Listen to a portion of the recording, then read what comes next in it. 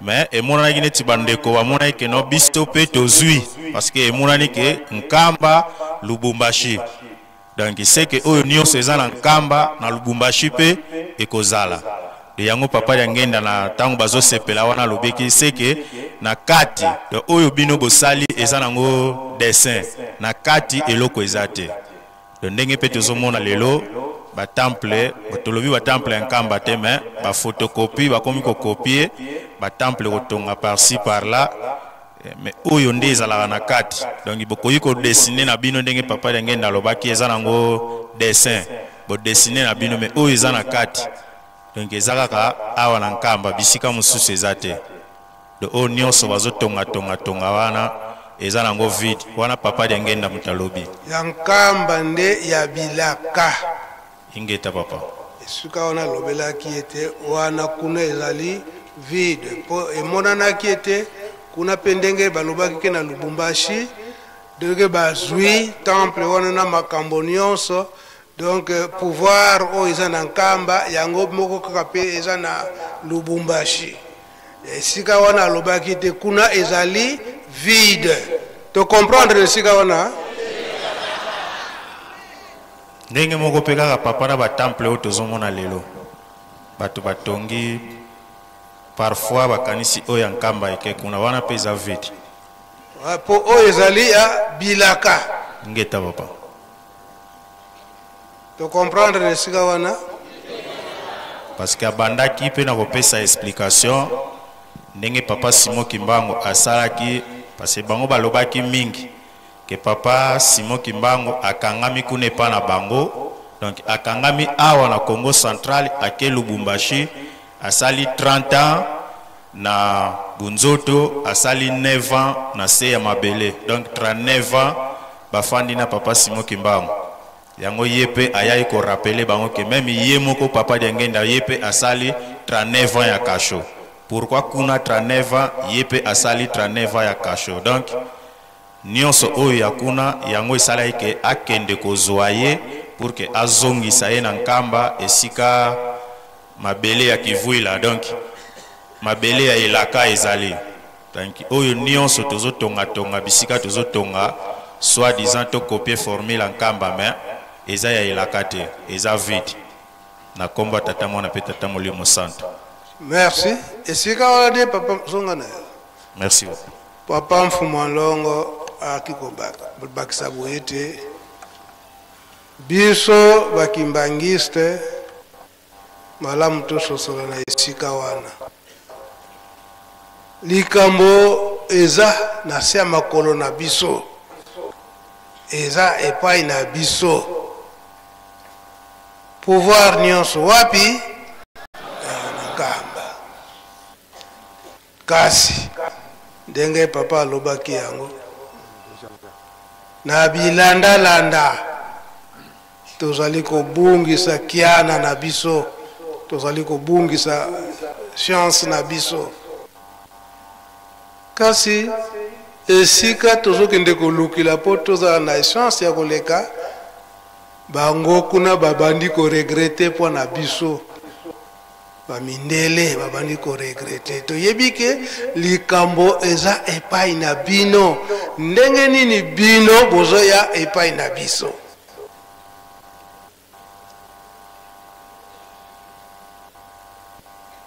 likambo eza pai na bino bino bozoya pai na biso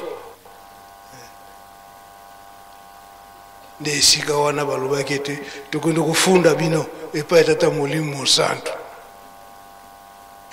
babongamaka bango nyonso po ete baya kofunda biso kolo eloko tozokobungisanga tozokende kolukulaka yango esika mosusu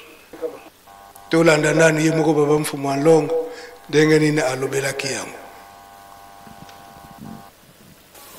muntu mwindu alongwa wapi baprofete ya mokili mobimba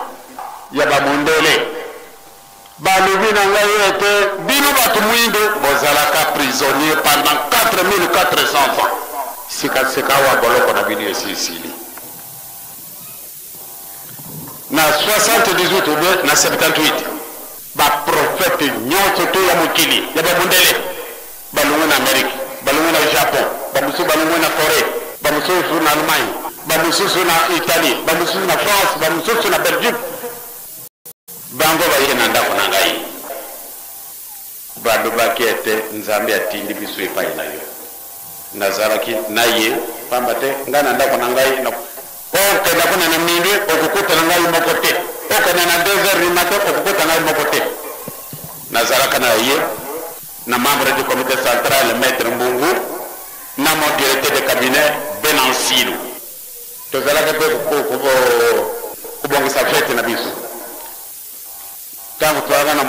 biro na ngai ya muke bawe bakota na biro na ngai na mukoto bawe ko bana ibe mundele batindi sinda kuna yo ba mundele balungu wapi dia solo ba mundele bazadi telimite kumbe ka 30 na fende likamuni bawe na nini bawe na autobus moko munene ezana de banda ana kanisi no na kanisi bazali ba touriste balungwe na motel mususu baningu salanga visite surprise to pesi de bondele tokei ntango to bini na salon bawo bayibe kaka ndako na ngai tango na bini na salon madame wana moni ngai ya bado kolela ngai na pesi bango nyoso tumbote nana lubi na sala nini mpate na lungola na makanisi mfano hina nitakulela ale nana pesi de bondele tango na pesi de bondele iya yoki yango ale atike kolela tango atike kolela nana tuli mimi kama za kolela nini ale ya muntu mwindu mawa muntu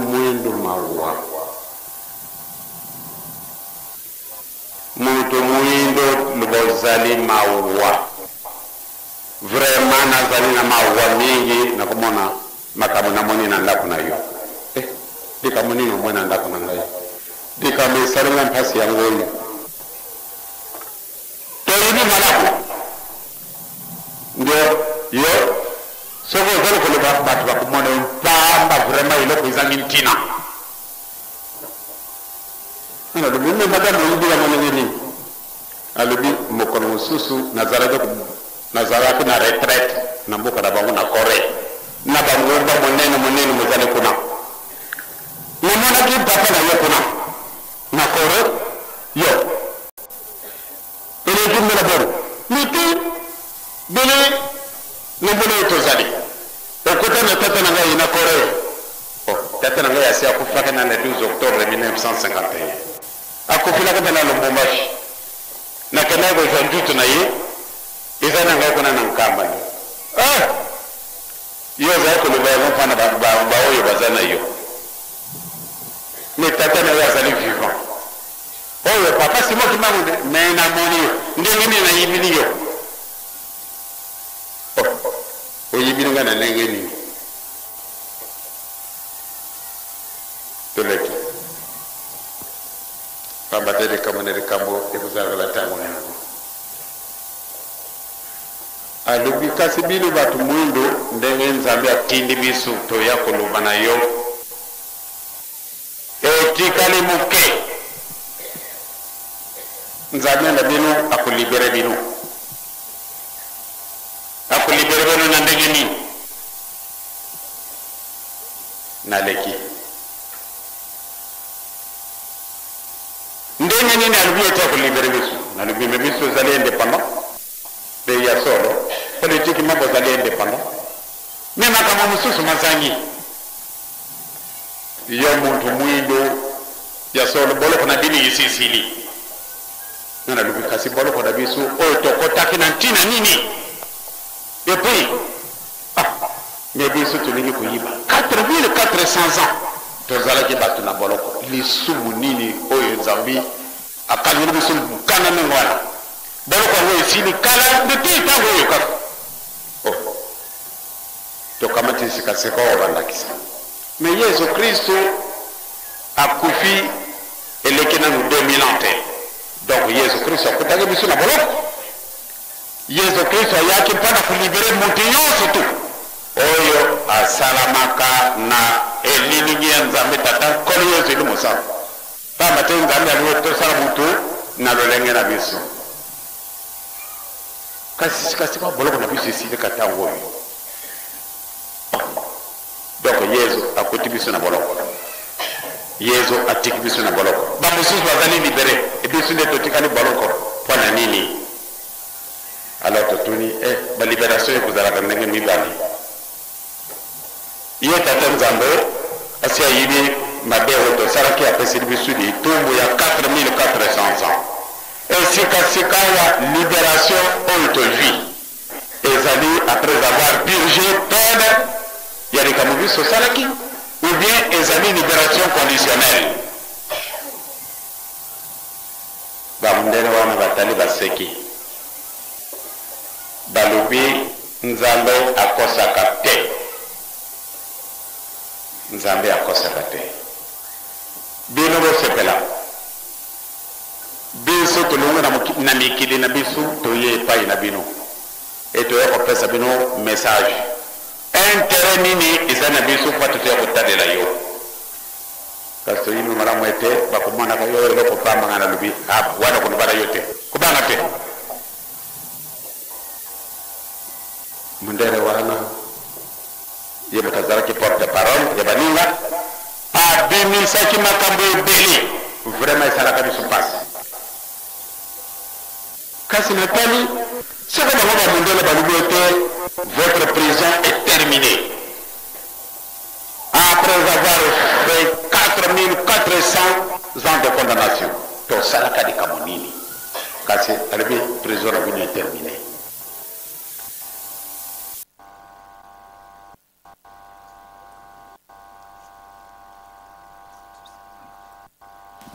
Ajenoi tolandi te boloko na biso esila yango mikolo nyonso tata molimo santo papa Simo Kimbangu Kiangani aza koloba ete boloko na biso esila te yango banda na le 3 octobre l'an 2011 likambo wana esalamaka na Mbanza-Ngungu bongo biso oyo tobengami bakimbangiste toza na bilembo ya tata Simo Kimbangu ndenge nini tozali kobimba lisusu kokende kolukela epai mosusu donc esika wana papa kolobaka te papa Mfumalongo papa de Angenda alobaka na 1989 soki tobungisaki kiana na biso malamu tosala mbimba donc kiana voki vididi mbimba basanga mbimba donc osengi bolimisi epai ya bakoko ndenge obebisi ntango wana osengi bolimisi bakoko bazongisili yo eloko wana me biso tokomonaka ete bolimisi surtout ya kofukama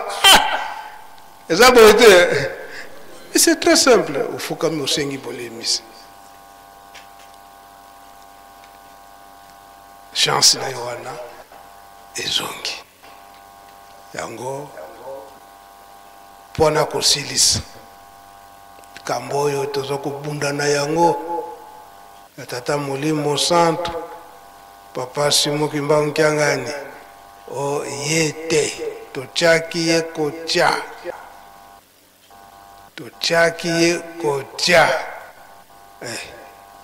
yango likambo yango ntango ebimaki na l'an 2001 ngai nde solo papa Mbenza ngai nde nazalaka na problème mingi ebandaki kosala ngai pasi likambo wana biso nde totyaki ye kotya na esika wana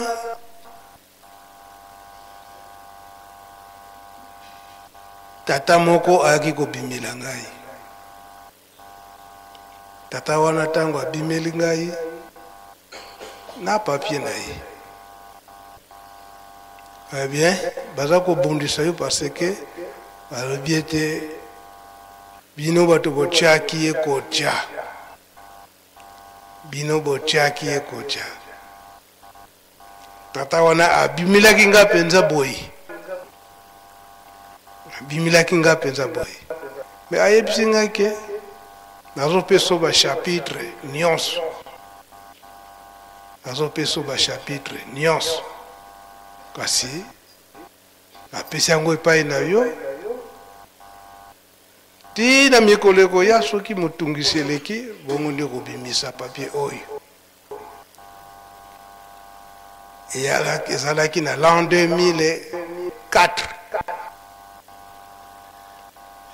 ndenge papa asalaki introduction na ye yango nasengaki ye nzela nakende koluka nanu papier wana papier yango namonaki yango heureusement ezalaki nango mosika te namonaki yango na baarchive na ngai yango bachapitre nyonso wana na écriture yango mpe papa de Gaulle ndenge napesi ye yango amoni écriture tata wana donc papier yango yango o tata wana alobi ete ndenge boza kobunda eke bino bato botie papa Simon Kimbangu Kiangani soki ntango ekoki bachapitre yango oyo napesi yo mokanda yango yango oyo mpe napesi bachapitre nyonso epai ya papa de Gaulle akotangela biso mpe nalakisi ye deja ndenge tata wana alakisaki ngai ndenge nini koexplike makambo yango ti okokoma na esika ya papa Simon Kimbangu Kiangani yango napesi nzela papa de Gaulle po ete opesa biso bachapitre papier yango oyo ya ngai te me po ngai mpe nazalaki komitungisa likambo yango na ntina papa Simon Kimbangu Kiangani na ndenge nini eke ekomi ete ye moko amitié biso bato otiaki ye te na bachapitre nyonso wana mpe na bachapitre wana bachapitre mosusu eza kokebisa biso oyo toza koloba eke biso bato otiaki ye o amitiaki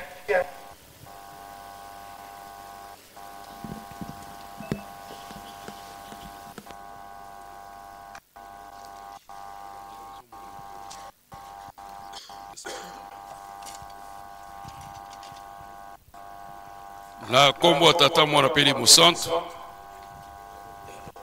Merci beaucoup papa Nkolo tata Songanzila. Na kobandela la mutuna oyo pesaki ndenge nini ba yuda ba bugisaki bokonzi na bango. Na ba chapitre 5 ki bongo na kolekana oyo pesinga sima. Na tozui à la volée 2 chapitres. Tozui Matthieu chapitre 21 verset 43. Kuna baza kolobela ete nantina wana Nzambe akolongola bokonzi na bango akopesa na libota muso akobibisela ngo mbuma. Na Matthieu chapitre 23 verset 37 Yesu azali kolela pona Yerusalem. Abina lingaki kosangisa bino kasi bolingi na bino te. Bokonzi na bino ekolongwa kino bokoloba te ozana na oyo azali koya na nkomo na nkolo. Donc bokonzi na oyo pona zaka pona kozanga kondima ya bayuda nde Nzambe alongolaki bokonzi na bango nde apesaki na libota mosusu oyo kobisela ngo mbuma nde libota na biso bayindo particulièrement biso bakibangiste.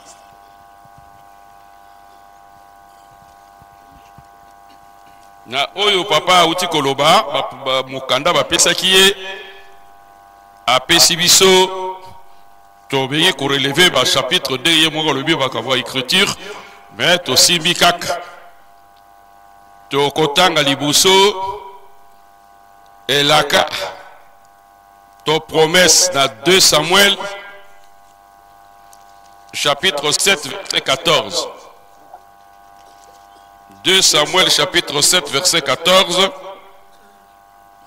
Balobi na biso boye.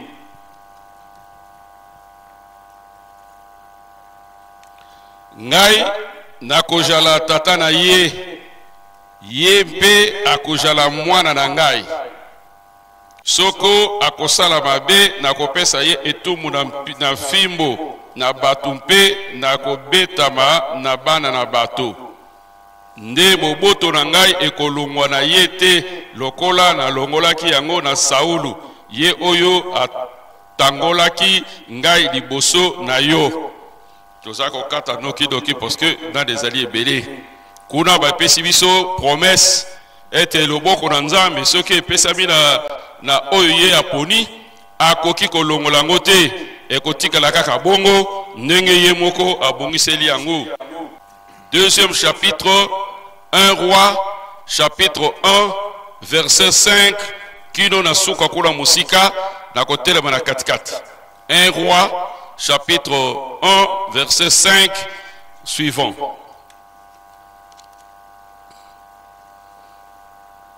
Totangi yango boye na komo na tata na mwana peli mosanto. 1 Roi, chapitre 1, verset 5. Adonia amikumisaki. Adonia mwana na Agiti amikumisaki. Alobaki ete ngai na kozala mokonzi. Abibongiselaki makalo mpe bato na mbalata mpe bato ntuku mitano ete bapota liboso na ye. Tata na ye apamelaki ye mbala moko te ete osali bongo na bongo mpona nini? Ajalaki mpe moto na kitoko mpe mama na ye abotaki ye sima na Abeseloma. Alobaki na Yoba mwana na Selula mpe na nganga Abiatala babilaki Adonia mpe basungaki ye. Donc bokedo kuta kuna bo continuer basa ko lakisa biso ndenge nini Adonia autoproclamaki mokonzi na Yerusalemi. Nanu David akufite yango na David pe apamelaki ete pona ni okoko sala biloko ndenge wana ezali malamu te ngana tikalaki jamais ko pona yo ke yo ko sala mokonzi. Toko continuer ko romona ke bambuta ya ntango wana o basa ko sala na roi David wa ko mokolo bango pe balandaki Adonia bapesi maboko mpote bango pe bazala bakonzi. Toke na 1 Corinthiens chapitre 1 verset 27 à 30. 1 Corinthiens chapitre 1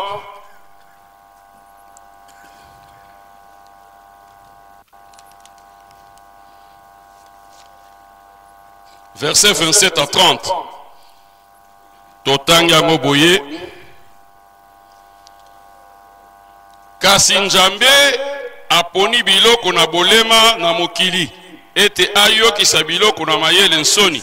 Mpe Nzambe aponi biloko na bolembu kati na mokili ete ayokisa biloko na nguya soni. Mpe Nzambe aponi biloko bijangi lokumu mpe biloko bitiolami mpe yango bijali te ete bikomisa mampamba biloko bijali. Yango wana moto moko akoki komikumisa liboso na Nzambe te. Bino bojali kati na Yesu Kristu mpona ye. Nzambe ajalisaki ye mayele mpona biso. Ajali mpe moyenge beni na biso mpe bule na biso. Pela moko esili kokomama ete tika ete ye oyo ajali komikumisa amikumisa na nkolo. Bikoba papa diangene ezali koloba te nda bamizuelaka te tika bapesa yo. Donc Nzambe akoki kobongola eloko pamba ndenge papa diangene adimbolaki na tata oyo zai kopesa ye ma ya nkamba na monkoto abi kisita oyo na koki kobongola ya koma président de la République. Donc Nzambe nde aza na nguya wana ya kobongola eloko ya mabe ekomisi malamu to eloko ya pamba akomisi mutuya. Papa Simon Kimbangu asekwisaki bibembe asalaki université na Lovanum te mais basali université na Lovanum bakoyi kosala musala oyo papa Simon Kimbangu asalaki te to oyo papa Simon Kimbangu kyanga nazali kosala banda tongo koyamba bato kino minuit soki ezali kaka na nzoto oyo to na mayele okoklake. Toke na Deutéronome chapitre 31 verset 7.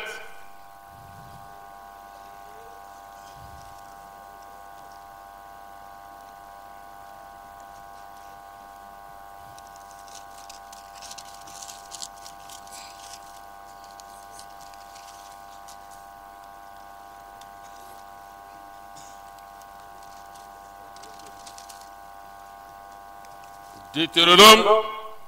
chapitre 31, verset 7. Balobi na biso boyi. Nasima Yosue,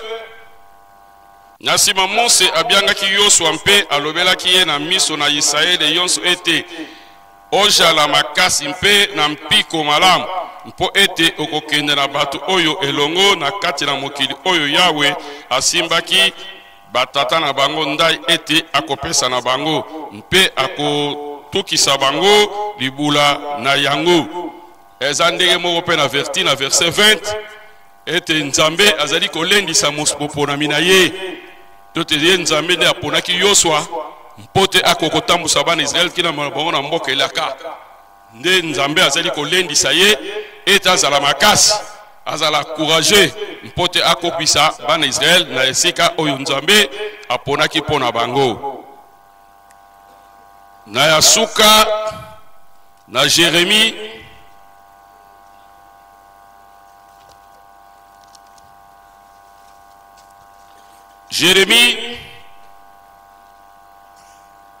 chapitre 1, verset 5 à 8.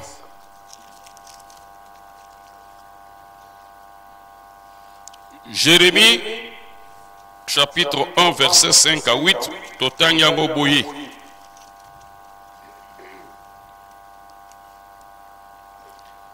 Na verset 4, bandi di lobana Yahweh et yelaki ngai ete. Naino na tongi yo kati na libumute na yebaki yo. Mpe naino obotamaki te na bulisaki yo. Mpe na pesaki yo lokola mosakoli epai na mabota. Na lobaki ete, nkolo Yahweh tala na yebi kolobate njambi ngai na jali bobele elenge. Nde Yahweh alobaki na ngai ete, lobate ete na jali bobele elenge. Njambi okokenda epai na bango yonso ekotinda ngai yo epai na bango. Okoloba yonso ekolokisa ngai yo. Banga bilongi na bango te. Mpo ete ngai na jali na yo elongo mpona kobikisa yo. Yahweh alobi bongo. Donc awa Nzambe azali kolendisa Jérémie ete komponama bakomaka Nzambe te. Kasi babotamaka nde Nzambe. Esaïe chapitre 7 verset 14. Mwanje na Yahweh alobi na maman Maria ete okozwa zemi okobota mwana mobali okopesa ye komo Emmanuel eli kobate Nzambe kati na bato. Yango na biso reki kongo tolobaka te kimfumu ntumbwa kinganga semwa. Donc babotamaka bakomaka Nzambe te ndenge bamusu balobaka te Yesu azali Nzambe po akufaki asekwi. Donc ande kokufa koseko ezali conséquence. Mende Yesu abotamaki Nzambe buta likolo azaki nde Nzambe. Voilà moi ndamu tosu ya parcourant papa na oyo pesi biso na komba tata mwana peli musantu. Amen. Merci papa de Gaulle. Merci. Toyebi ete makambo oyo nyonso tozwi yango a pied levé.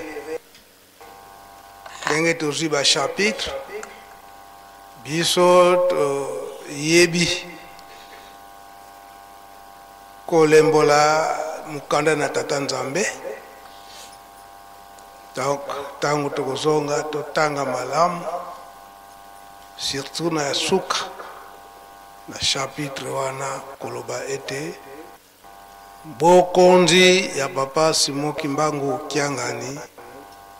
ezali te eke biso bato topesi ye kasi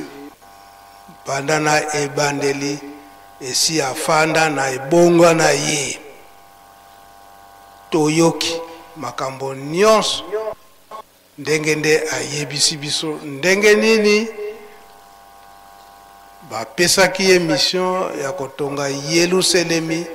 na makambo nyonso wana oyo toza koloba ete ye akende bongo soka ke misala nyonso wana kolobi ete ngai na silisango toyokanaki ndenge wana teza boye te.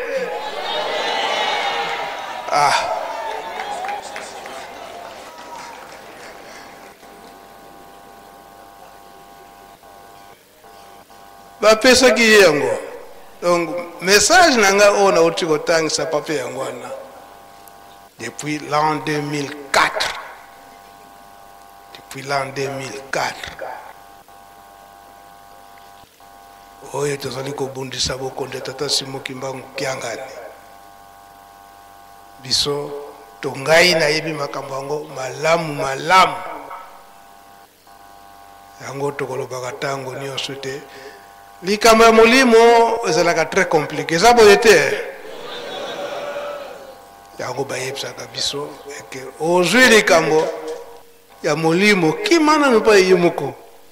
alakisa yo ndenge nini ekozala eza boye te yango emonanaki na 1988 na Lubumbashi tumone yango papa Diange na lobeli yango ye papa Fumolongo aza kokende po atia libanga ya botongi ndako Nzambe Lubumbashi kasi kuna esi emonanaki mondimi ke ye azwi plan a imposé yango pa ya papa Diangenda tata Nzambe bako imposaka ye imposaka te e papa pe abombaki te ke soki bosalili yango boye bakeke awa ezali vide manso eza wapi na nkamba o esi eselama ndako ya Nzambe nkamba nde kuna manso nde ezali pe abakisi te oyo pe eza ya bilaka te ya bilaka eza wapi na nkamba biso toza kolanda kaka maloba ya batata ndenge batikalaka biso yango mpona ngai lelo nabanze ke na sukisi na ngai wana okomba tata mwana pe tata molimo sana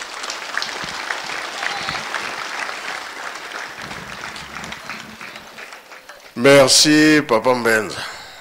Tolandi maloba na yo, tolandi pe ya papa, tozana esengo. Kasi deke tozolo belango. Ekeke ya mine ya suka. Yango Papa Mfumalongo alobele ete litanga moko yuti likolo tanga ya mai ekoi na nini osea siku esali nini elakisike mokili